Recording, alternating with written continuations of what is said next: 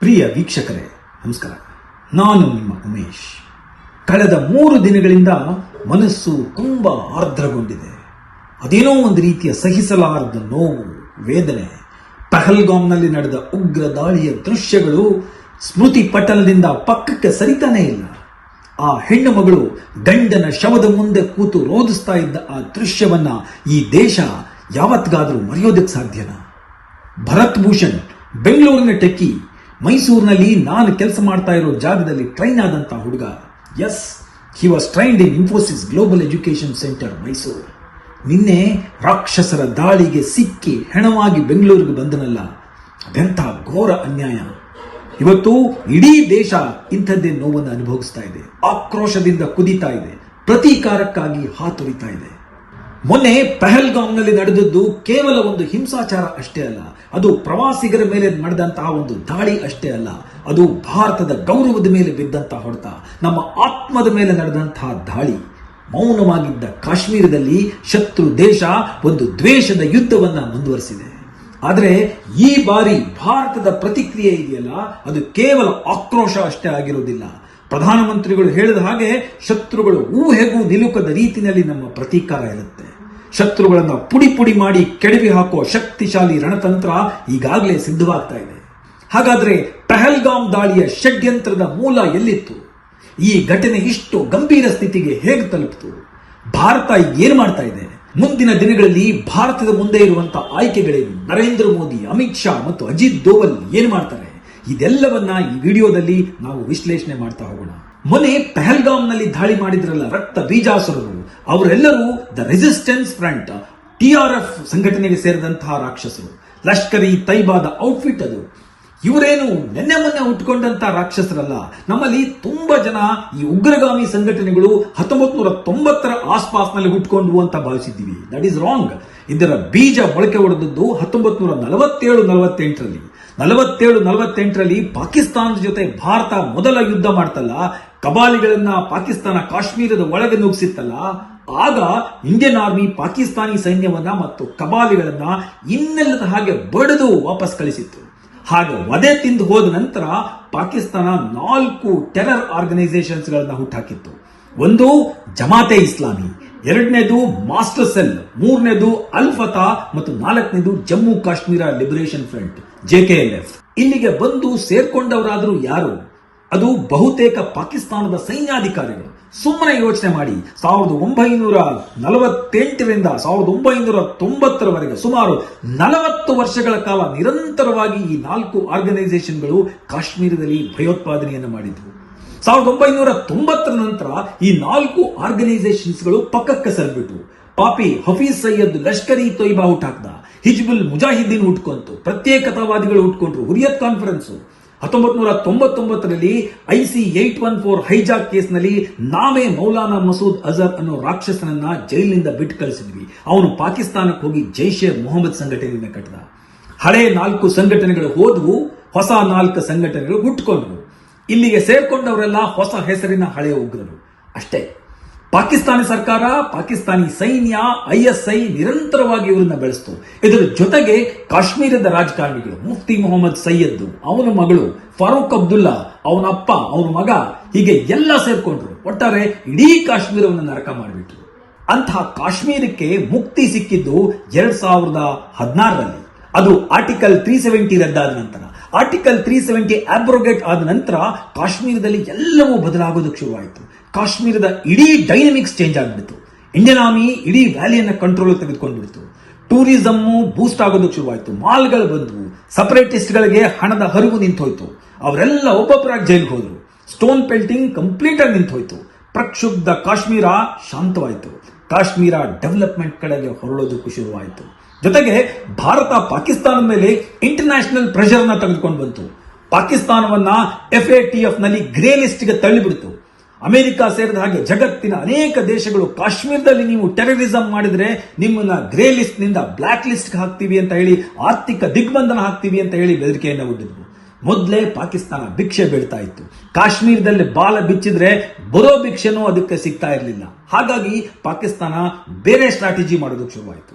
ಪಾಕಿಸ್ತಾನ ಲಷ್ಕರ್-ಇ ತೊಯ್ಬಾ, ಜೈಷೆ ಮೊಹಮ್ಮದ್ ಈ ಎರಡೂ ಸಂಘಟನೆಗಳನ್ನ ವಾಪಸ್ ಹೇಳ್ಕೊಂತು.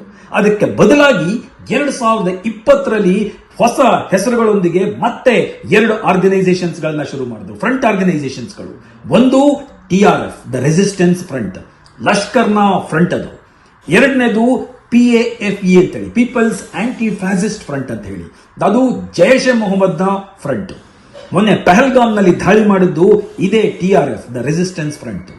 ಪಾಕಿಸ್ತಾನ ಈ ಫ್ರಂಟ್ ಆರ್ಗನೈಸೇಷನ್ಸ್ಗಳ ಹುಟ್ಟುಹಾಕದ್ದು ತನ್ನ ಜಿಹಾದಿ ಹೆಸರುಗಳು ಎಲ್ಲೂ ಟ್ಯಾಗ್ ಆಗಬಾರ್ದು, ಇವುಗಳನ್ನ ಹೋಮ್ ಗ್ರೌಂಡ್ ಎನ್ನುವಂತಹ ಒಂದು ಭ್ರಮೆ ಹುಟ್ಟಿಸಬೇಕು, ಹಿಂದುತ್ವದ ವಿರುದ್ಧ ಸ್ಥಳೀಯ ಕಾಶ್ಮೀರಿಗಳು ಕಟ್ಟಿರುವಂತಹ ಸಂಸ್ಥೆ ಇದು ಅಂತ ಹೊರಗಡೆ ಪ್ರೊಜೆಕ್ಟ್ ಮಾಡಬೇಕು. ಲಷ್ಕರ್ ಮತ್ತೆ ಜೈಷ್ ಸಂಘಟನೆಗಳು ಸೇಫ್ ಆಗಿರಬೇಕು. ಇದು ಪಾಕಿಸ್ತಾನದ ಸ್ಟ್ರಾಟಜಿ ಆಗಿತ್ತು. ಆದ್ರೆ ಭಾರತ ಸೇರಿದ ಹಾಗೆ ಜಗತ್ತಿನ ರಾಷ್ಟ್ರಗಳಿಂದ ಕಿವಿಗೆ ಹೂ ಮುಡ್ಕೊಂಡಿದ್ದಾವೇನು ನೋಡಿ. ಈಗ ಈ 2 ಫ್ರಂಟ್ ಆರ್ಗನೈಸೇಷನ್ಸ್ಗಳು ಕಾಶ್ಮೀರದಲ್ಲಿ ಹೈಬ್ರಿಡ್ ಟೆರರಿಸಂ ಶುರು ಮಾಡಿಬಿಟ್ಟಿವೆ.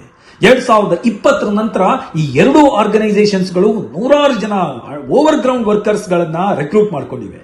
ಇವರೆಲ್ಲ ಲೋಕಲ್ ಟೆರರಿಸ್ಟ್ ಗಳನ್ನ ಹುಟ್ಟು ಹಾಕ್ತಾ ಇದ್ದಾರೆ.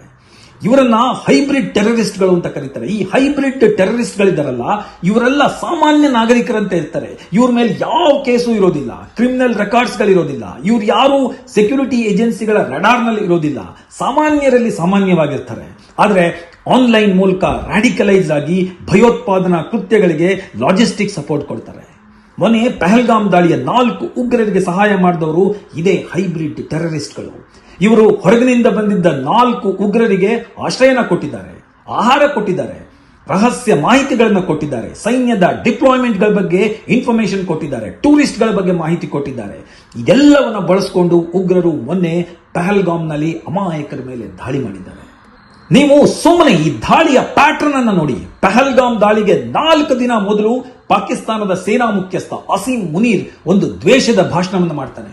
ಅದರಲ್ಲಿ ಆತ ಹೇಳ್ತಾನೆ, 2 ನೇಷನ್ಸ್ ಥಿಯರಿನ ನೀವು ಯಾರು ಮರಿಬೇಡಿ, ಹಿಂದೂ ಮುಸಲ್ಮಾನರು ಒಂದಾಗಲಿಕ್ಕೆ ಸಾಧ್ಯ ಇಲ್ಲ, ಕಾಶ್ಮೀರ ಪಾಕಿಸ್ತಾನದ ಕೊರಳಿನ ರಕ್ತನಾಳ, ಪಾರ್ಟಿಷನ್ ಆದ ನಂತರ ಒಂದಷ್ಟು ಅನ್ಫಿನಿಶ್ಡ್ ಬಿಸ್ನೆಸ್ ನಮಗಿದೆ, ಅದನ್ನ ನಾವು ಮುಗಿಸಬೇಕು ಅಂತ ಹೇಳ್ತಾನೆ ಆಸಿಮ್ ಮುನೀರ್. ಇದನ್ನ ಅವ್ರು ಹೇಳಿದ್ದು ಯಾರಿಗೆ? ಏನ್ ಪಾಕಿಸ್ತಾನಿ ಡಯಾಸ್ಪೋರಾಗ ಹೇಳದ್ನ, ಅಥವಾ ಅಲ್ಲಿದ್ದ ಜನಗಳಿಗೆ ಹೇಳದ್ನ, ವಿಐಪಿಗಳು ಹೇಳದ್ನ, ಮೀಡಿಯಾಗಳಿಗೆ ಹೇಳದ್ನ? ಖಂಡಿತ ಇಲ್ಲ. ಆತ ಈ ಮೆಸೇಜ್ ಅನ್ನು ಕೊಟ್ಟಿದ್ದು ಭಯೋತ್ಪಾದನಾ ಸಂಘಟನೆಗಳಿಗೆ, ಭಯೋತ್ಪಾದಕರಿಗೆ.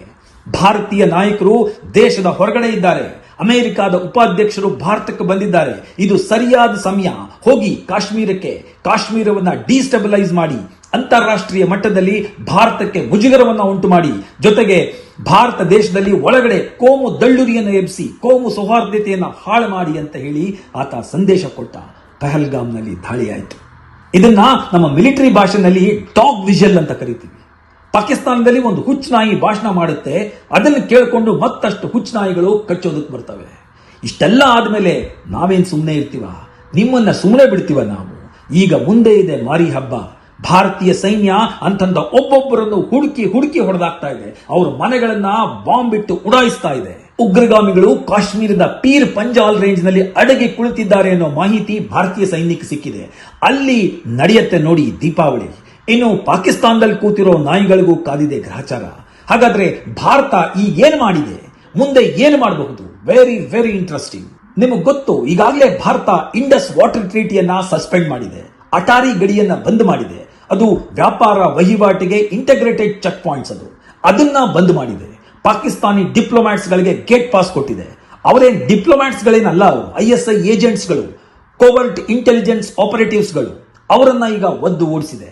ಪಾಕಿಸ್ತಾನಿ ಪ್ರಜೆಗಳು ಭಾರತವನ್ನ ಬಿಟ್ಟು ಹೋಗಬೇಕು ಅಂತ ಹೇಳಿ ಆದೇಶ ಕೊಟ್ಟಿದೆ.